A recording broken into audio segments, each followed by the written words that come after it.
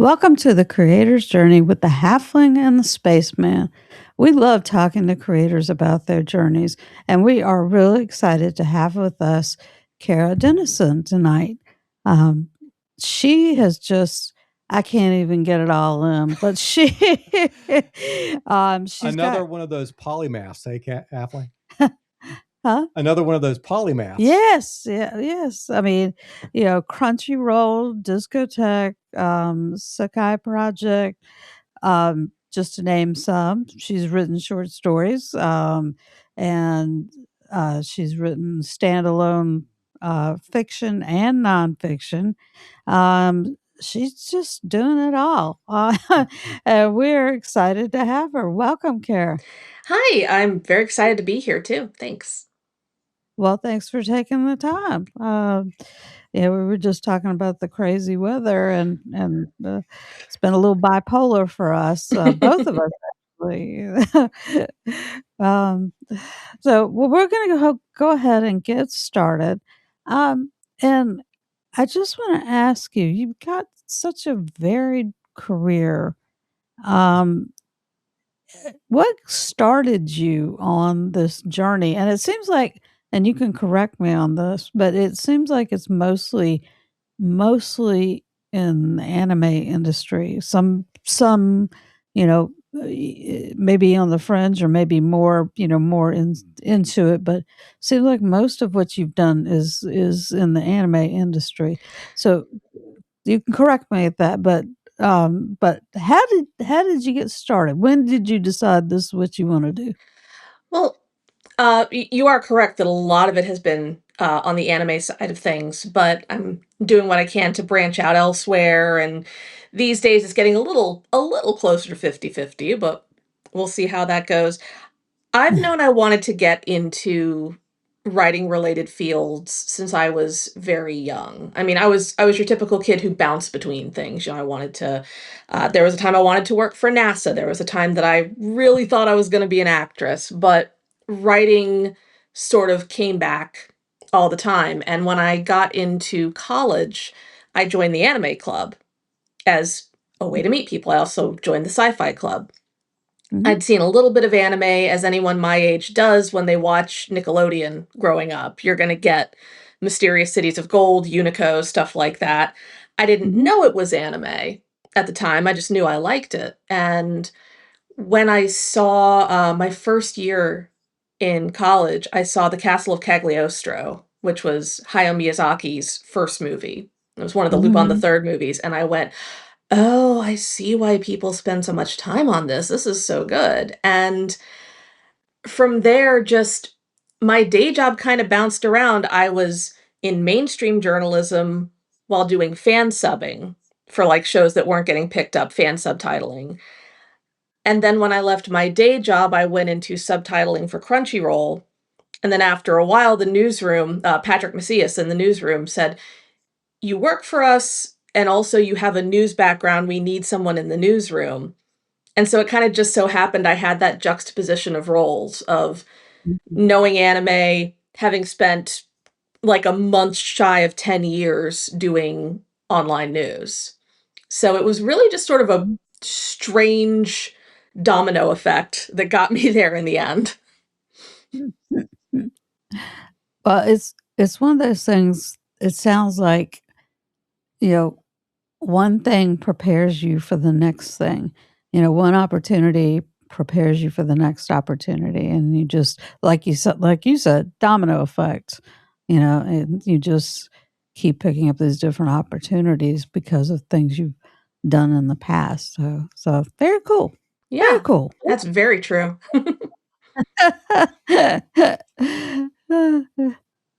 Kara, did you have this seems like a silly question, but I'm gonna ask, did you have any specific fandoms when you were growing up that you were really into that might have influenced the career path that you had? Were you I were you fans of things before Miyazaki? um I didn't really comprehend of fandoms back then because, the internet was still getting into homes and things, and while my uncle, uh, was and is a huge nerd, specifically Star Trek aligned. Um, I grew up with my grandparents, and that was kind of like growing up in the 50s. So my grandfather was a rocket scientist, my grandmother was a ballerina. So I was raised on the Marx Brothers and like MGM musicals. And Oh, the only thing of my era that I was really into was like I think the most modern books I read were the Redwall books. Like I read Tolkien, I read Lewis, I read the Oz books, but Redwall was kind of what I went to the bookstore for. And I guess if I had a fandom, it was that. Although at the time I was so young, I didn't have like other people to talk to about it. Uh, Anime came into the picture much later. My uncle did successfully get me into Next Generation eventually by showing me the holodeck episodes first and then kind of walking me backwards into the main episodes. mhm. Weirdly, I wasn't into sci-fi at the time, and that has changed. But uh yeah, but I think I was encouraged to get into a lot of things, and I think the encouragement to just try things was the biggest part of this, and I'm still doing that, and that's how I find myself in these weird little corners of like subgenres of anime, subgenres of sci-fi, and just discovering things, especially in the modern day when everything is like right here as opposed to when I was a kid and you really had to dig. Well, that kinda leads us into another question that I have for you, which is when you were in school, um, more specifically, I'm thinking like junior high, high school, those kinda years. Um, did you were you able to find other people, other students that had similar interest to you, or did people just kinda look at you like you're a little bit of an odd duck? Um, I was well, I mean, first off, I was an odd duck. I was an Orthodox kid in the Catholic school.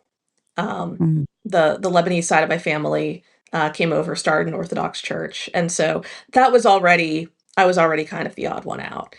And at that point, I was still doing, doing my fantasy reading, my sci-fi reading. I was reading Star Trek tie-in books. I was reading the Dragon Riders of Pern, and I would just go up to the library and read over my break. And it was a very small school I went to. I think there were 50 people in my graduating class.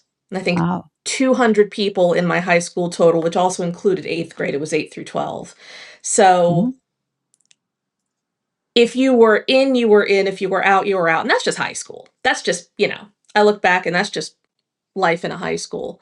So I had one or two friends who were kind of into the same things. I had one friend who was very into X Files, and that was kind of my sci fi friend.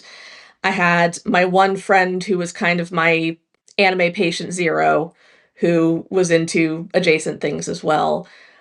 But other than the two of them, I kind of spent a lot of my time on my own, knuckling down, working on getting grades. Uh, but yeah, Yeah. college was the big difference, though. Mhm. I will just share this, Oh, in high school, um, I was considered sort of the odd duck, and I was certainly not part of an in group, but I was fortunate enough to find another group of odd ducks who enjoyed, tabletop role-playing games. and they were odd. They were he met them. He met them, You know, the but, spaceman is a big nerd, but I ain't got nothing on these guys. Spaceman's a big nerd. uh, but, I feel very fortunate that I was able to find that group and get into role-playing games. That was sort of I think that was almost a lifeline for me, Oh, yeah. and I feel I just my hope is always that students that are, in high school and that age can find people to connect with, so they don't feel alone. Yeah. So they feel like somebody else out there gets me, you Yeah. know. I think that's getting easier now from what I've seen. Like, again, I went to a very small school. At a bigger school, you're gonna have a bigger cross section of people. And Mhm. I have friends who have been teachers, friends who have worked at schools, and I hear them talk about, their students who have a D&D game that they'll go to after class or that they'll run during recess or things like Mhm. that. And I love hearing about those people having the opportunity to find each other and the teachers uh, arranging for that, and if they are nerds in their own right, like facilitating that as well. Yeah, yeah. All right, Kara, can you tell us a little bit about what influences or inspires you to do the many things that you do? Now I hear that you're expanding out into creative writing. I've actually been doing creative writing on and off for about the last 10 years, but a lot of it is released over in the UK. So when people hear about it, they go, "Oh, I didn't know you did your own fiction writing." It's like, yeah, well, you got to be in this very niche corner of Doctor Who fandom to know.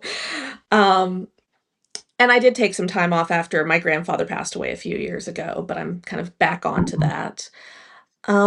Yeah, 10 years ago, I got my first short story published with Obverse Books, who do Doctor Who spin-offs. They have the licenses to some of the things that were in the tie-in books, some adjacent things, and I sent in a pitch for Iris Wildthyme, who is a character who has appeared in some of the kind of 1990s Wilderness Years books.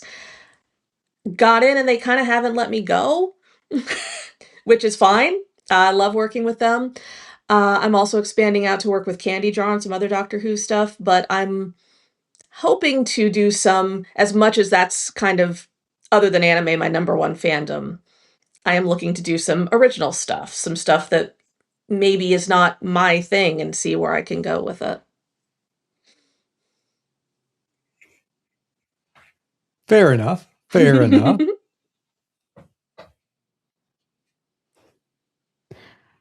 Well, you just talked a little bit about, what you want to do. Is there any specific project that you're working on now that you could tell us about a Well little more in detail? well, the ones I'm working on now, unfortunately, haven't been announced, but I think people will like them when they hear about them. Uh, Mm. I the most I can say is that one is they're both fiction pieces. One is a short story about B movies, and one is a novella that is kind of folk horror slash comedy. And Ah, that's kind of the most I can say before the announcements drop. But yeah. I've Mm. also got I do have one new short story that just came out and one that's on pre-order in a book. The Mhm. short story is at dreamtheory.media. It's my first piece of flash fiction in a while because I love having lots of words. And I actually find writing shorter stuff more difficult. So it's kind of a kaiju metaphor piece. It's called The Whole Beast, and in 1,000 words ish, I'm trying to create a post kaiju attack setting and sort of where that puts people when they've seen their whole world change. Mm. The other one I can talk about that's up for pre-order is again Doctor Who side. It is a unit spin-off story with Candy Jar, which is a UK-based publisher, about a character who kind of disappeared from the series named Sergeant Benton from back in the day. And it's a series of short stories that are Benton telling an old friend about the weird things he's gotten up to, and they bring in different writers. And it's either while he was at UNIT or in the time after in the 80s when he was working as a used car salesman, but UNIT still kind of lives there and uses his space. And that's what I worked with. And the best way I can put it is it's kind of anime inspired because everything I do, I try to bring a little bit of anime into it. It's Initial D in rural England in the 80s. So there's street racing and there might be Mhm. aliens. I had a whole lot of fun writing it, and I'm really hoping that that has encouraged Candy Jar to call me back, whether rather than making them go, maybe not. But Yeah. I had a great time with it. A lot of fun, bit silly, which is always my favorite thing to do, is just get a bit silly. Silly is good. I like to read silly. Silly is good. Life is not silly enough sometimes. Yeah, I like knowing that no matter what I write about, even if it's a little weird, even if there are some bits that are a little scary or dark, I want my readers to leave feeling good. You Mhm. know, even if I've just talked about the weirdest thing you've ever heard, because I've written some Cthulhu-centric stories in the past and, different stuff. I wrote for a couple of horror anthologies. I still want you to leave feeling a little better than when you started. That's just what I go Yeah. for. I That's a great goal for a writer. Yeah, I I approve. gotta say, that's a great goal for a writer. I certainly try. I read a book not too long ago, that one of our previous guests, a friend of the show, had written, and, One of our guests wrote a book, Halfling? I know, it's shocking. It's, Many such cases. you you find out, you invite them on as a chemist or, rocket scientist, and then all of a sudden they're like, "Oh, yeah, and I wrote this book." Um, um, but the thing about it is it was sort of a horror book, Ooh. okay? But there was an element of this strong family unit that she depicted, and there were scenes where, like, they were getting ready for their big Christmas dinner, and she described all of these details, and there was such warmth to it, and even though this book was horror, having those kinda scenes just it just reading that made me feel good. I mean, Yeah. um, it was just a feel good time. So I know exactly what you mean. Like I said, it's a good goal. It's a good goal for a writer. Yeah, I think Um, so. well, tell me, what helped you develop your skills that you use now? What has prepared you for the things that you have done and are doing? Well, like we both mentioned before, pretty much anything I do, whether I realize it or not, is gonna set me up for the next thing. Family friend Mhm. Harold Buchholz, great guy. He worked on the Netflix Mystery Science Theater season. He was producer, one of the writers. That was his dream job from day one. And he spent a lot of time working as a professor, helping comic book artists get started, and all these Mhm. other things. And every little step of the way, and he talked about this at a convention once, everything led him to the point of working on Mystery Science Theater. But being a professor led him to help comic artists, led him to work at Archie, took him to Comic-Con where he met Joel Hodgson and gave him the skills. And so I think about that whenever I'm sitting down to something that I think, I don't know if this is gonna help me. I think Harold got his Yeah. dream job. When I was very young, my grandfather gave me my first computer. It was a Mac Classic, and he said, he just gave it to me, put a bunch of games on it, put a word processor thing on it, and said, "In the future, everything you do is going to involve computers. I want you to grow up alongside computers." He was not wrong. Um, No, he was No, no. absolutely not. he was a brilliant, brilliant man. Worked on the Viking Project, and he was like the Wow. troubleshooter for it. And Mhm. the thing he really instilled in me was, one, always be working with computers, always be seeing what the next thing is. And he also encouraged me to just try whatever. If I had some little flighty concept as a kid that I wanted to try, it may not have been a thing I stuck with forever, but I tried it. Whether it was Mhm. art, dancing, I took music lessons, all these other things. So I had a lot of experiences growing up, and I continued to attempt to have experiences. Like something I've never done before. Bare minimum, even if I don't have fun, I now know how to write about it. Yeah. I also, one of the surprisingly most helpful things has been my mundane day job, which is I work as an academic advisor for medical school applicants. I started this a few years ago, and I help them kind of figure out the story of what they're doing, coach them in how to write these hundreds and hundreds of essays. And the thing is, when you give these students the same advice over and over, eventually you have to take it yourself. So, when I say, no, you can say this in these kind of words, try to avoid wording things like this, you got to do stronger transitions and all that. Eventually, I'm sitting there in front of my stuff going, well, it's good enough for my students. It's good enough for me. And it's also, I think, made me a better editor, which has opened up a lot more fields in nonfiction writing. Well, did you ever take any writing classes in high school or college? I had in this, small high school where the calculus teacher was the drama teacher and, everyone was doing odd job. The calculus teacher was the drama teacher and she was also the creative writing teacher. And they did the creative writing course for 1 year because they were trying it out. And I got in on that year.